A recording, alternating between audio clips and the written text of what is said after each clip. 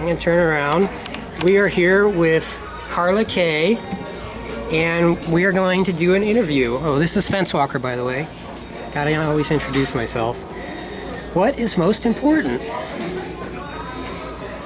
I think at this point in life, because I think it's fluid and I think it changes, I think for me it's freedom. Oh, thank you. That's mine. Yeah. That's my most important. Yeah. How would you define responsible freedom for everyone? Wow, I don't know if I can define it I don't for ask everyone. anyone else that one. That's mine. Right. Responsible freedom. Do what you want and don't harm anybody would be a very simple way. But You're on the right track. yeah, for me, I think when you lose your health or you have a lot of financial difficulties, there's this binding feeling that you get where you can't be free anymore. You can't break free. I don't know how much of life you get to really spend being free, but that's what I long for and what I think is the most important. Because I think if you're free, if you really feel like you're free, everything else is okay. Yeah. So if you don't have bad health, then you're free. Mm-hmm. If you have bad health, you're frozen in time, I think. So free.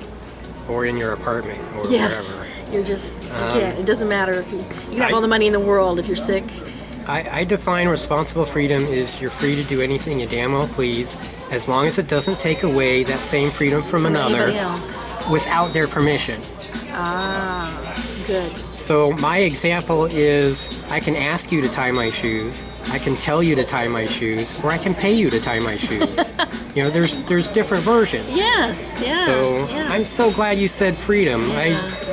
I knew you and I would have some really good conversations at one point. I'm glad we're finally getting around to it. Okay, now the second one started off as an institutional question about government and religion and big business, but I narrow it down to what is your history with religion, and tell us at what point you decided it was or was not for you.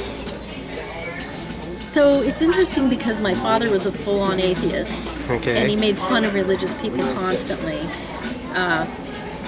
My mother's side of the family were religious, and they were middle-of-the-line Methodist. You go to church on Sunday, you're in the choir, you help out people who are moderately poor. Where I'm from, it was kind of...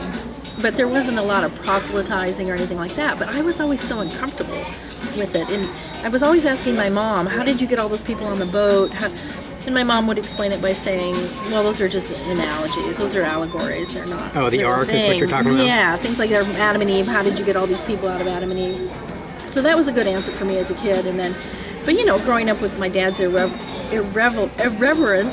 to religion. One of my mom's cousins is a Dunkard, which is a sect similar to like a pacifist type sect, a little bit Amish, and he was a pastor with them, and so he was a Dunkard pastor. And my dad always used to say, "My wife's cousin is a drunken bastard," a Dunkard pastor. So that was the kind of humor that we had about religion. So the second part was, when did I decide it wasn't for me? Was or was not for you? I mean, I know it wasn't for you. So I had this little, period most of my life when I was spiritual. So I was a seeker. So I liked Buddhism and I liked Hinduism, and I never liked it for the worship aspect, but I liked it for whatever growth you could get out of it. So that was for me. And then, at some point it just stopped working. And then, for a while there I was kind of an angry atheist, in that, it's pissed off. I mean, hadn't let go of the idea of God yet, but I was pissed as hell at him because I thought he was a psychopath, and he was, male and male dominance and the whole bit, and a rotten father, because I had a great dad. I had a great father, and he would never do the things to me that God the Father is doing to people. And then I finally let go of that final mythology of there's this thing in the sky that knows what I'm doing and knows what I think, and it just seemed silly. Once you let go of it, you can look at it and say, this is like, what? I'm always paranoid that red REC is still going. Right? Yeah, it's going. I'm yakking away, yeah. So, what was I saying? About your dad and religion. Letting go of God. And letting go. I don't know. Well, that's why it's on camera. We can finish this conversation later if we want. Yes. Is there anything else you'd like to add about your atheism or non-belief or whatever you would call it? Recently, I'm becoming more compassionate towards people who have not seen the light and realized that it's ridiculous and a lie and that it's not needed in their lives, because I see so many people who can't grasp that, just for whatever reason can't grasp it. And it's like you have a child in kindergarten, you can't teach them algorithms. I mean, it seems to be very advanced to me to be an atheist. I think you just have to have a brain, and you have to be able to compute, and you have to have a whole lot of common sense, and you have to have, I think, a willingness to stand alone, because most people who are religious need that crutch. They need it. So I try to have some compassion about that, rather than, like, I don't have an axe to grind, I guess. Yeah. So I try to just, let people be. But then I get mad with the extremists, like the fundamentalists and stuff. That just drives me crazy. My beef is that if you want me to believe something, give me a good reason. I already believe in things that can neither be proven nor disproven. They are letters and numbers. They are useful to me. Yes. If serving God and hating gays and making people have babies they don't want, if that's good, tell me how. But you're being sold a broken car. Yeah. It's a used broken car. It doesn't have any engine. It might look good and shiny, but it has no function. Yes, there's no utility. No. And so you know that, and so you're not about to buy that car. You're not going to get suckered in, but many people do. Suckered in. Okay. Third one's my playful question, the superhero question. And people have taken this in two different directions. Originally, I want to know what in your life might someone accuse you of being a hero? And then, if you were in a comic book or movie or cartoon or something, what would your superpower be? And of course, your superhero name. First of all, I don't think I've ever been very heroic. I think I'll find it.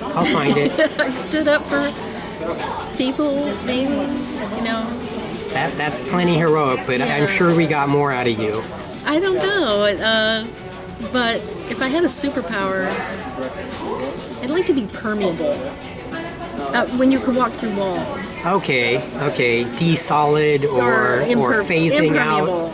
Impermeable? I'd like to just be, so it's like people want to be invisible or they want to fly.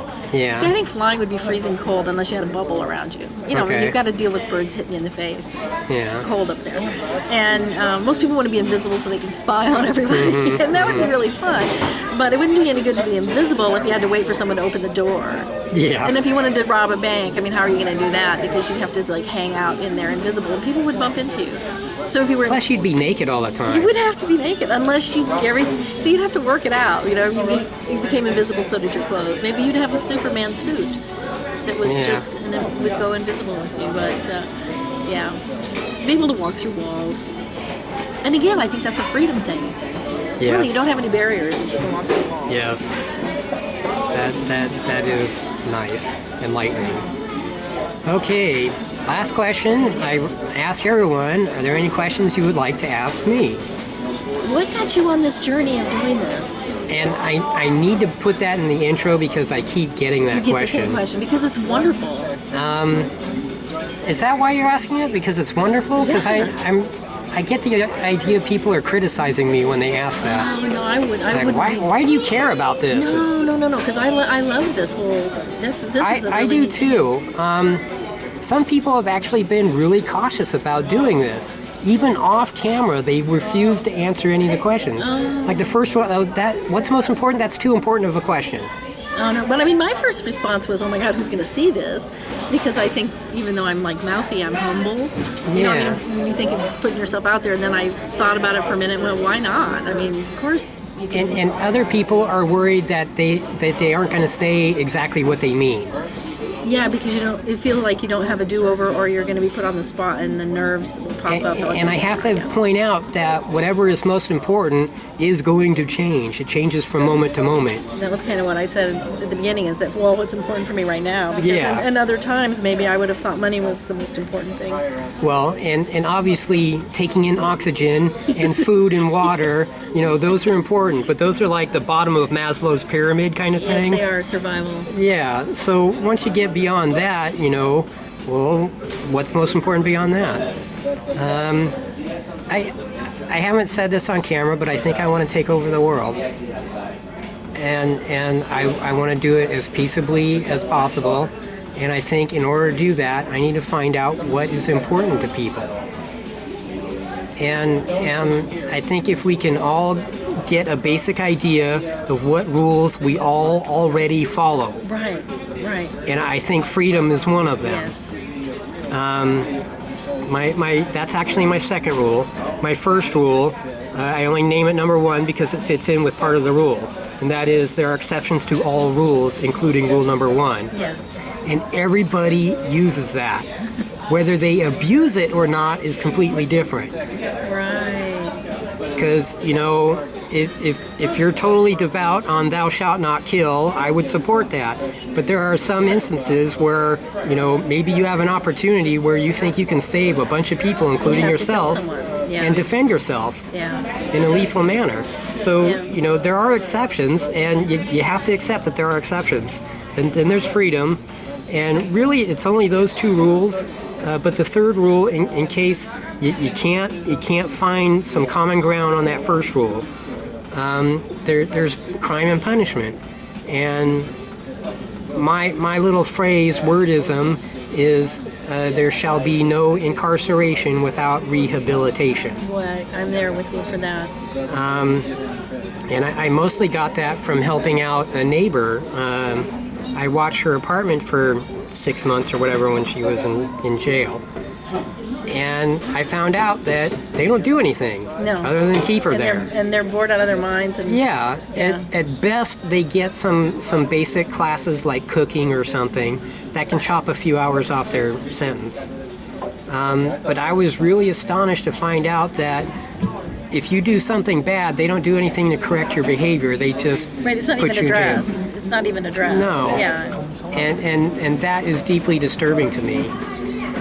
So I want to get those 3 things out, and then, with this show that I'm hoping to do, is send out feelers and see if we can all understand what those rules mean, and if we already apply them. Right. And I think people do. People basically want people to be free. But, religion doesn't want gay people to get married. It's like, why? Because it's a sin. Why? Well, because you read the story of Lot. Well, he's the only survivor from that story, and he could have been whacked out on opiates or something. He just survived a sandstorm. He's telling some whacked out story about God destroying these cities, and how some fucking man with his fucking horses wanted to take his fucking daughter away. Right. Well, they're not going to write down fucking. They're going to say people who lay with men and beasts. And is that a good thing or bad thing? No, that's a bad thing. Right. So, based off that one little thing, we get to hate gay people. Why? Well, I mean, I think the bottom line it comes down to, they're afraid that someone's going to make them be gay. This always comes down to your own personal, private. They're afraid. It's fear. It's fear-based. And to be honest, those fears are valid. If you could get them out and speak about them, they will be less valid. I just had this conversation with my cousin because I made this remark about, I don't really care whether you're transgendered or gay or whatever you are. Just don't pee on the seat when you come into the bathroom. That's my thing. And my cousin just unless you have a Portuguese man o' war stuck to your leg. Then you can pee on the pee on your leg. Yeah. She freaked out and said, no, because I can't, I don't want my daughter, she doesn't have a daughter, and I don't want my daughter being molested in the bathroom by a pervert. And I said, why is molestation and perversion in the same category as transgender? It's not even the same category. So I kind of tried to talk her through that, but she couldn't grasp. And that's the other thing. If you don't have an enlightened point of view, I mean, you can have a brain like this, or you can have a brain that's open and absorbs new information. There comes a time when people get kind of ossified. If they get ossified in the extremes of their religion, they're done for. I know what ossified means, but I would have to look it up So if I petrified, remember. like petrified wood. Okay, Like that. ossified. Yeah. Okay. I just looked up another word that I thought I knew the meaning of, fatuous. It means silly or stupid. Silly or stupid. Okay, and I was thinking it would be more like, no, that would be right. Silly or stupid. Yeah. But the way the words I looked it up, it didn't have stupid in there. It was one of the synonyms, but it had something about useless or unimportant, unimportant and silly maybe. Okay, yeah. And I just really like that. Yeah. Another good one was fop. Do you know what a fop is? Yeah, like a dandy. Like someone who's just all about their appearance. A fop, according to the dictionary definition I saw, was a well-dressed fool. Well-dressed fool. And that's what I see most people running for office. Many people who are fops. I think they're more dangerous than that. They the are. people who are running for office are more dangerous than merely being fops. They're well-dressed, conniving idiots. Professional liars. And Yes. Yeah. So I think I want to take over the world, and I want to do it through conversation. I have many other ideas. I was an electronic engineer when I was in college. Managed to get out despite the brain tumor early on. There are engineering projects I would like to do, but I don't have the courage to do them by myself. And I think I could get more help if I had more friends. And if I could do it through a nonprofit organization like Sunday Assembly Sacramento and support ideas that I support, and I would probably also find a way to donate to the endometriosis women. I figure a good 50-50 split would be good. And I don't have endo, but I do have the chronic pain, and that's why I relate to so many of them. Right.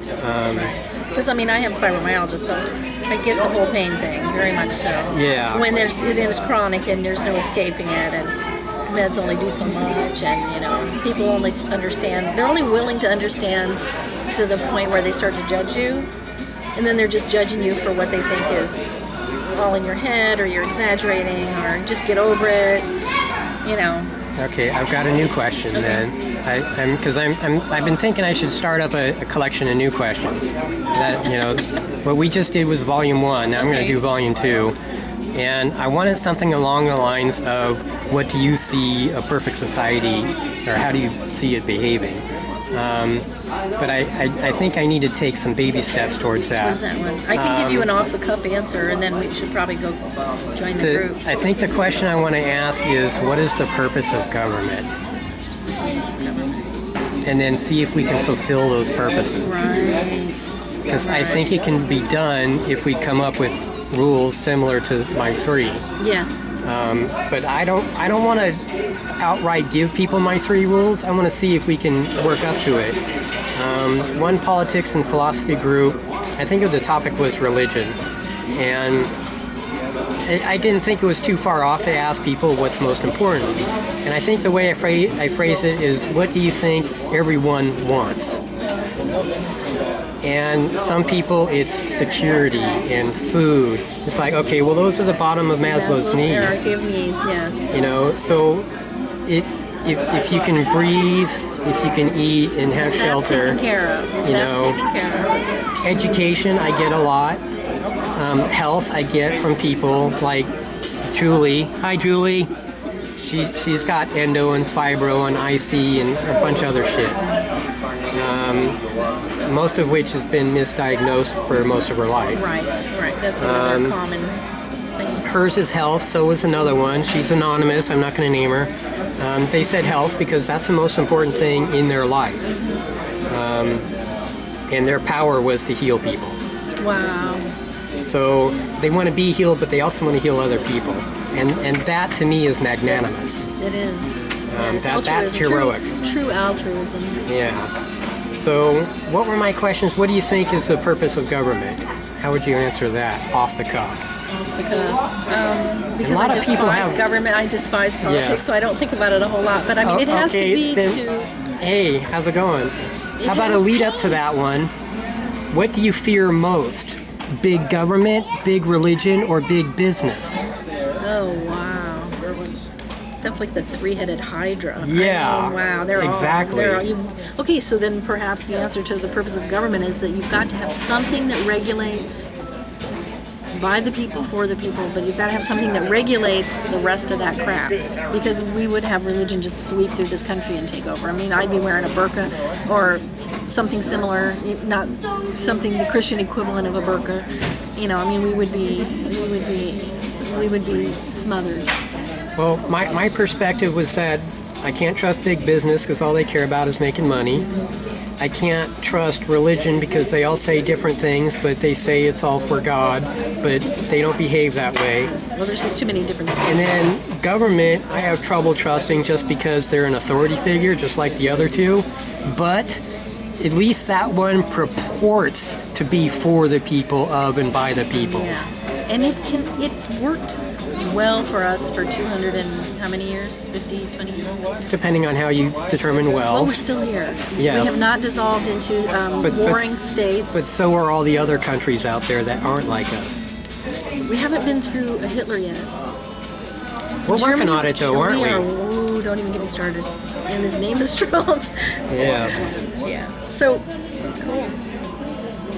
So, maybe I should round up the part 2 is all about government and crap. Yeah, You know, the things you fear the most out of those 3, the purpose of government, because I also asked the purpose of religion. We know what the purpose of business is to make money. I think that goes without saying. And then the final thing is what can we all agree on, you know, to form a government. If we were to start over, be Thomas Jefferson and whoever else that you idolize, and be the forefathers of a new country or a new concept at least. And I'm gonna call it pseudo-utopia. I like that. And not only does it mean false perfection, but if I'm the guy promoting it, and a religious person might consider me a prophet, then they would intuitively then connect false with prophet, and they've also predicted false prophets all over the place. Right, exactly. So maybe I can be the false prophet. One of them. There's so many out there. And I don't like religion. It has so many faults to it. Being a bastard child, Deuteronomy 23:2 says, no bastard is ever welcome to the congregation, ever, not even 10 generations. That's right. Isn't that just amazing? And People follow that book. And I still today, within the last month, heard people on Fox News complain about all these unwed mothers or single parent families. And it's about the bastard thing. It's if they don't. I mean, everybody's at a different level, but you kind of want to have enough people at the top, higher up on the levels, higher up on the ladder, that you're not constantly looking down at the masses who are still at square one, point A, first step on the checkerboard. Like they just don't ever grow or evolve. That's my main beef with religion. Your answers are there. You just look them up in a zillion-year-old Bible that has ancient, stupid ideas like Neanderthal I came up with a valid reason why they don't like bastard children. Because that means the parents didn't believe in whatever bullshit they believe in. And that means genetically their offspring are not likely to believe either. So what they are doing is breeding obedience. Well, certainly in terms of a breeding obedience. It also means that the female, for one reason or another, was abandoned by the male, did not have access to that male was dead, and in the old days, you didn't have a male, you were just a hoe. You know, you give birth to a child, you're a hoe. You have no standing. You had no standing. And the child gets blacklisted. Yeah.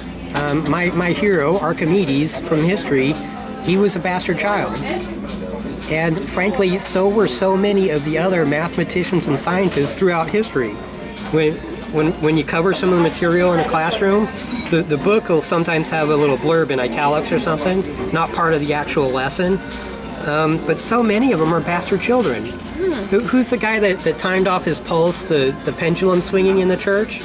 I forget his name, but he's a famous guy. Oh, okay. Yeah, I don't know. He was a bastard child too. And it's like, well, if you aren't going to let me participate, I'm going to go do my own thing. And that's Right. going to be science. Right. Thank God for science. Yes. To say it in a silly way. I'm trying to come up with a coin a new phrase, thanking freedom. Thank Rob. Thank goodness. I thank freedom. It was during Too that. many syllables. It was during that religious question when they were trying to find out what I worship. I'm like, I don't worship anything. And they say, well, it sounds like you worship freedom.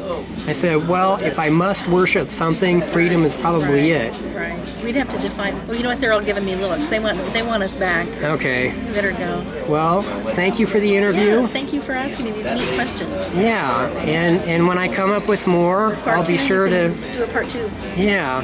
Okay. Cool. And now I've got it on camera as to what my basic questions are for part 2. Great. Well, thank you very much. Frequently, I'll put the camera on me when you want to ask me questions. Okay. But I've asked that question a bunch of times, and I do try to answer it differently each time. But they're all true. Right. But I think in the end, now that I've been thinking about it, it's because I want to take over the world. I'm glad you laugh at that. Thank you. All right, fence walker out. Cool.